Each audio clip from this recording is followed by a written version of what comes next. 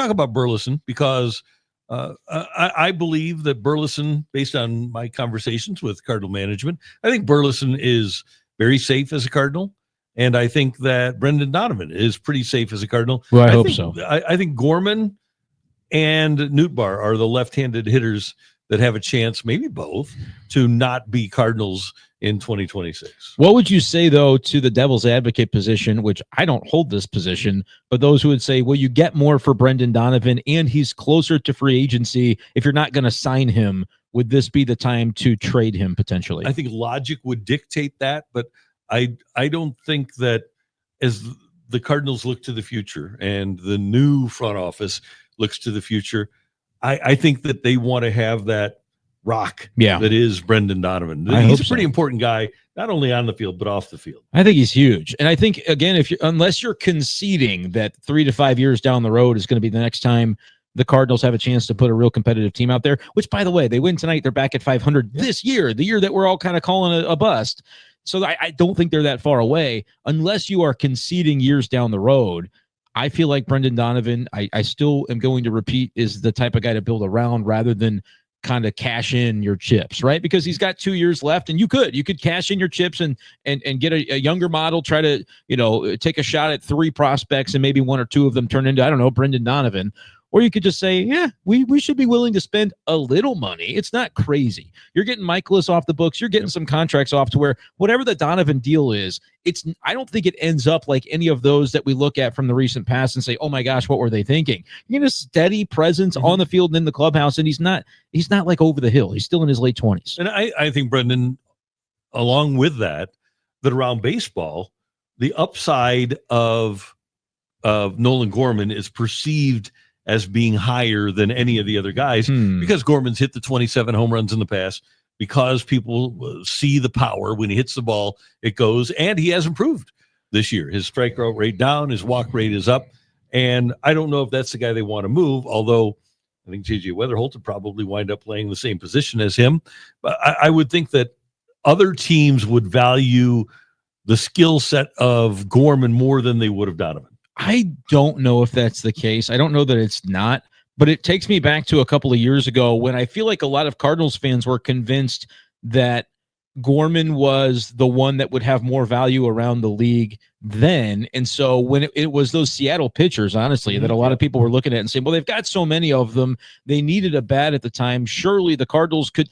And none of those pitchers ever got moved, and Gorman never got moved. Yeah. And so I wonder if it's like we perceive it because that raw power, but then the league can kind of look and say, well, it's been 2 years since that 27 homer season. And, Gorman, that might be his ceiling, and it's a darn good hitter, but is that worth, maybe what the Cardinals would want to give him up? That's where I wonder about that value proposition. I think the other thing in talking to people is, and we don't talk about this enough, is how hard it is to hit home runs when your home ballpark is. Oh my gosh. He'd go somewhere and he'd hit 35. Yeah. Yeah.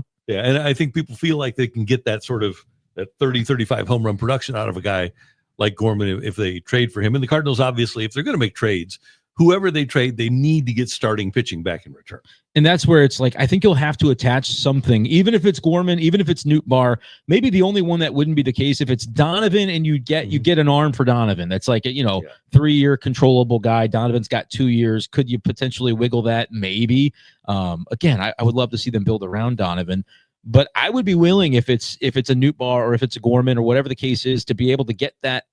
You're that one starter short that feels like the best way to get it is via trade, because it's like you could go out and spend the money, but are they going to sign a multi-year contract to a pitcher, especially with everything looming ahead of the 2027 kind of lockout situation that's potentially brewing?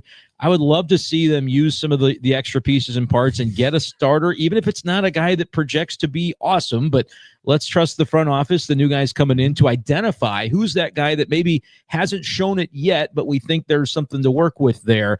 Even for that guy, you might have to give up a double-A starter, one of those guys that's coming onto the 40-man this offseason. If you feel like there's a crunch, which I do not, but if you feel like there is one, I think the Cardinals should be willing to attach one of those guys to a Nootbaar or a Gorman to get what they want on the pitching side. 100%. I agree with that. And when you look at what the Cardinals have right now, and you try to cut it down and say, okay, I want to cut my roster down to 38 so that I can take a couple of guys into Rule 5, I have no trouble cutting this roster down to 38 players. We could do it for you. They haven't asked me. No, me either. But I think Chaim Bloom can probably, he's been around for 2 years. He can look and say, like, all right, you're already seeing some of the, like, it's like molasses, but slowly we're starting to churn. Like, okay, Garrett Hampson, we do appreciate your service, but we're gonna check out some other guys before the end of the season, and that process will be ongoing. Yep. Skywalker 1982. Gorman has been playing pretty good third base. He's gotten better. And heck, when you don't play the position for 2 or 3 years and then all of a sudden they plug you in,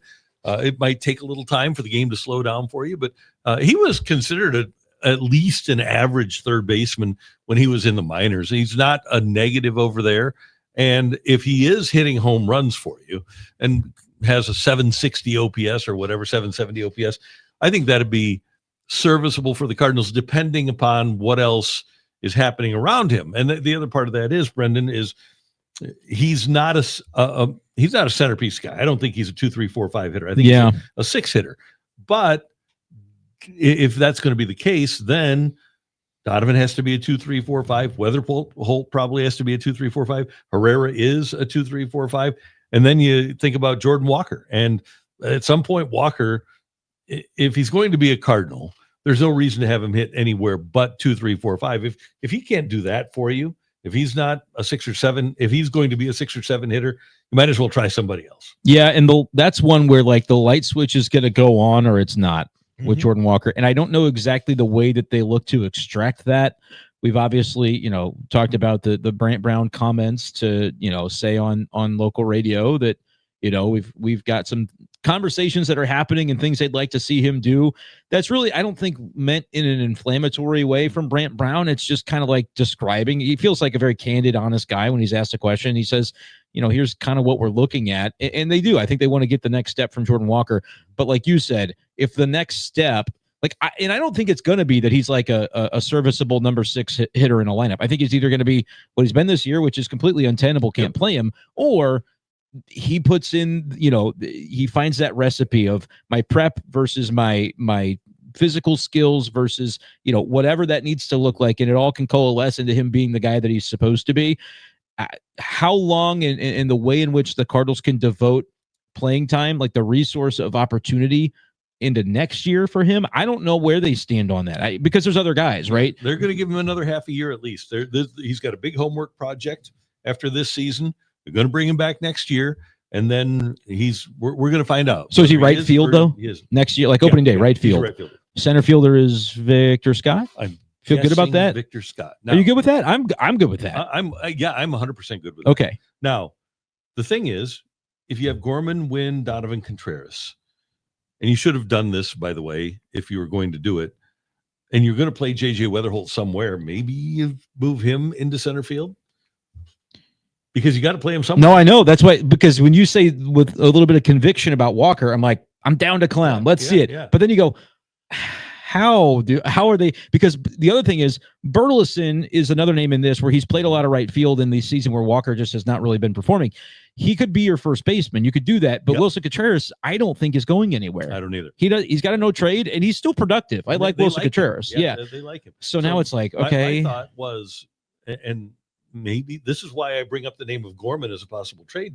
Yes, no, for sure. Because I think Herrera and Burleson are your DH left fielders. Yeah.